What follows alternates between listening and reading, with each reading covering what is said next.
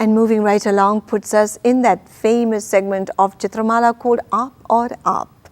The host, well-known Mr. Siptan Kazmi, who is the CEO of A Money Meta Mortgage Inc., located in the heart of Tysons Corner, Virginia.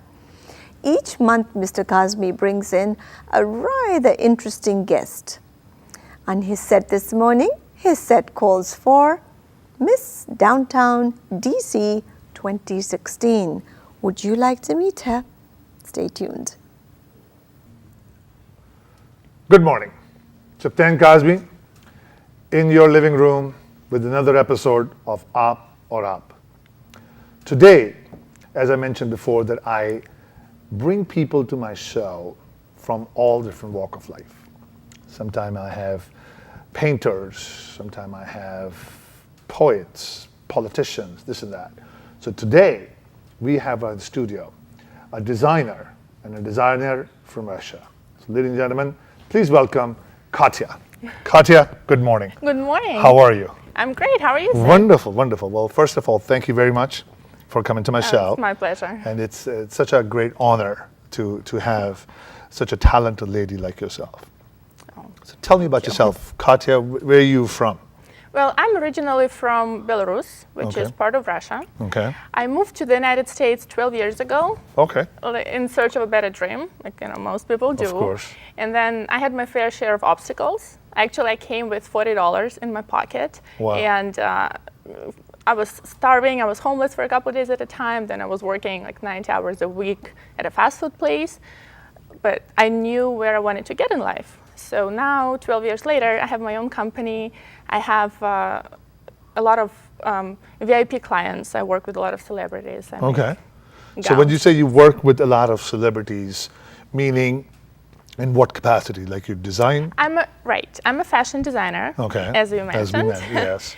Yes, so I make one-of-a-kind gowns for ladies, and very often they don't want something that they can buy in the store. They want something very unique, one of a kind, where they know they come to a room and everybody's looking at them because nobody has seen this dress before. Correct. That's how it all started. So I've been working with different pageant contestants. Miss Virginia, Mrs. United States, Miss Bolivia, you name it, Miss New York. Wow, that's amazing.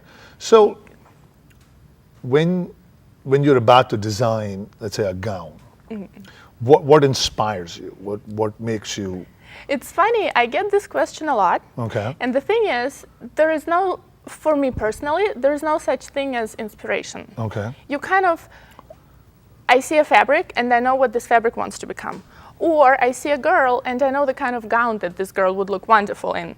Oh. Or it actually happens to me a lot. I wake up in the middle of the night and like, boom, I have an idea in my dress. And I know if I don't draw it right away, I'll lose it. So I have to do it on a napkin very quickly or whatever piece of paper Otherwise I can you'll find. forget. Yes. And then I wake up in the morning and I'm trying to recollect what was the original idea. So now, like how painters, they see something that's like a vision they have, and according to that, they make the painting. So anything like this for you to make the dress? Well, when I make gowns for pageant contestants, because in a pageant, the goal is to look beautiful. Correct. And then when you have 50 other ladies on stage, you need to be the most beautiful. So when I create a gown, I talk to a girl a little, asking what she feels comfortable in, what parts of her body she wants to show off, what she wants to hide. Okay. Because everybody's different, right? Everybody have different strength points. Correct. The same goes for the body. You want to show off your legs, you do a long slit. You want to make the waist smaller, you do a corset, etc. So when I look at a person, I kind of have an idea, and then after I started talking to them, knowing their personality, the idea develops. So that's how it works. Now, when you design something, is a fabric in your mind, and any particular favorite fabric you have? Usually people have preference in terms of color, and it's also determined by the skin tone, the hair, the color of their eyes. Okay. Some colors look better on blondes as opposed to brunettes, for Correct, example, correct. or darker skin versus lighter skin. And some people don't like glitter or sparkle, and some people prefer glitter and sparkle all over the dress. So it actually depends on a person. So you said you came to this country about 12 years ago, and you had $15 more than what I had when I came you to were this rich. country. So I had 25. Oh, However, I was richer. Okay. Yeah. Sorry. so at that time, you had an idea that you want to be a designer, or how did you come across doing this? Well, I have been sewing for as long as I can remember. Okay. When I was about maybe 12, 13 years old, I started making clothes from my mom's old pillowcases because my parents couldn't afford to buy clothes. So I had Oh. to improvise to have something nice to wear. And of course, as a girl, you don't want something old and ugly. Correct, You want correct. something as nice as you can get. Okay. So I figured that this would be my way to making this happen. So, and of course, in my country at that time, it was after the Soviet Union broke down. It was very challenging. So we didn't have any colored thread or colored fabric. So I had to Oh, dye wow. thread to make dresses. Which, of course, in Wow. America right now, it seems absurd. You go to a store, you have like a million Correct, colors. correct. Yeah, it's not even. So, I mean, like that's the designing part. And that time, from there, I believe Yes, you're saying and that I- you got into fashion industry. So but you know, usually when it comes to fashion, people usually think of New York or Miami or California. So being in DC, has it? Do you think it's that you are restricting yourself or anything like that? Well, of course, DC is growing in terms of fashion. Okay. It's not there yet, but it's on the right path, Ah, I think. And I was also told a lot of times that DC is a very conservative city, yes. right? Very political. Political. Women wear something covered, gray, black, and dark blues. Correct. And if you've seen my dresses, you know they're not shy. Yes, They I are- saw your fashion show. It was fantastic. They are for women who want to stand out. Yes. But surprisingly, a lot of people in DC want to wear my gowns. And right now, actually, I have about 3-week wait list to get an appointment with me. So Really? people in our conservative DC, people do want the sexiness. Wow. People want this. Wow, wow. Now tell me, Mrs. Downtown of America 2016. 16. Yes. So the event is in 2016 or? Yes, the event is in March 2016. Okay. And I will be competing for the title of Mrs. DC. And then if I Wow. win, I go to Mrs. America and then Mrs. World. But that's the next stage. I Wow. want to start with the first title. And Is this the first time in a pageant? this is my first time. And Okay. even though I worked with a lot of pageant contestants, this was something that spontaneously came to my head. And I thought, why not? I work with those girls all the time. Why don't I try and see? I know a very good designer who can design your gown. Well, I'm definitely designing mine. And Of course, that's what I was referring to. So so how many ladies are in this pageant? How many contestants? as of right now, there are 7, I believe. Okay. And actually, you sign up about a year before, and then for the whole Okay. year, you do public appearances, you do interviews, you build your platform, which for me is homelessness, because Okay. as I mentioned, I was homeless myself, Correct, so I correct. feel very strongly about it. That's very. And then- hats off to you that from where you came from, and the struggle and all of that, and you're in such a great position now, and Thank you.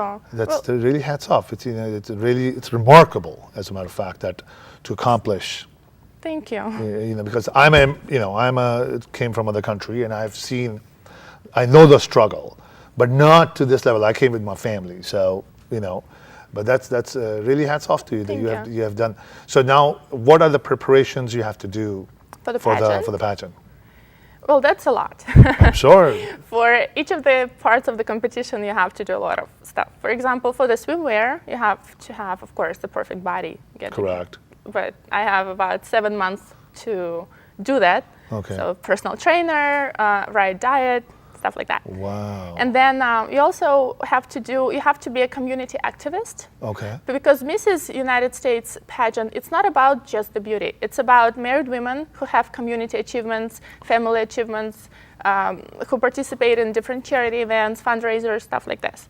So family is a family. You have to be married, so Married, family is of part course. of it, So business, You and have community. children. Yes, I have 1 2-year-old So you're a boy. boy. Wow. Very active. Well, they say terrible twos.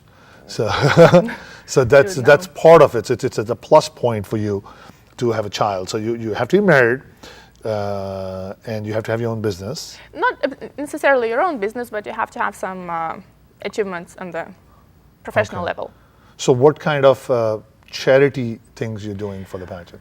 or to be a well, contestant? I'm part of actually a lot, and I'm proud to say that I'm part of a lot because right now I'm in a position in my life where I can help people. And if it weren't for other people to help me when I was struggling, 10, 12 years ago, I wouldn't be where I am right now. So I am part of Make-A-Wish Foundation, which helps help kids with chronic conditions who have a dream, and we help this dream come true. I'm also part of the Autistic Society of Virginia, and we're going to have a fashion show actually next year, and they're going to have a fundraiser later this year. And then I also, because I'm a fashion designer, as we have mentioned before, I get invited to a lot of fundraisers, including the Operation Renewed Hope Foundation for the homeless veterans that happened last year. Then this year we had in Bull Run in Centerville, we had the We Will Survive Cancer organization for the families affected with cancer. Then I also worked with Johns Hopkins, also for the Cancer Society, helped them. And there are only 24 hours in a day. How do you manage with a child, with a husband? Good question. I don't know. I train myself to sleep 5 to 6 hours. So I always, no matter what time I go to bed, I always put my alarm clock 6 hours later. Because I read somewhere that 6 hours is actually enough for an adult person to get enough sleep. Okay. So I don't want to sleep I those. need 10 hours, so I love sleeping. Well, that's ideal, but eventually I'll get there to the 10-hour sleep, but so not between yet. all the charities and being a mom and designing and the pageants, do you cook also?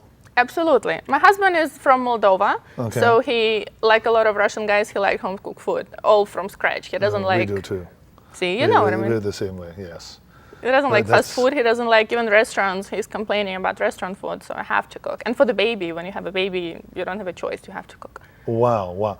So, our time is getting a little short, so I request to you to give a message, look at the camera, and give a message to upcoming designers or current designers. I mean, it's a fascinating story what you have, how hard you have worked and you have accomplished so much in such a small time. So give a message to inspiring and upcoming designers or contestants or anybody. Camera is yours. Okay, great. If I could say one thing to you guys, I would say to never give up. Never. No matter what happens in your life, we all have struggles every day. Every one of us have different challenges we need to overcome. And we all differ in terms how we approach them. So my advice to you is never give up, keep going. If you have your dream, you're going to get there. Wow. Ladies and gentlemen, never give up. As Obama said, yes, we can. And I think the first step is never give up. Katya, thank you so much. It was so much fun for me. I learned so much, and it makes me work. I'm going to go back to work now. It's been my pleasure. Thank you for having me. Thank you. Thank you very much. Ladies and gentlemen, thank you very much for watching another episode of Aap Aur Aap. Hopefully, I will continue to bring new and interesting guests to my show. And as Katya said, never give up. The struggle is for our lives, and we want to teach this to our children and anybody who wants to be successful in life. So thank you very much. It was such a pleasure. Take care.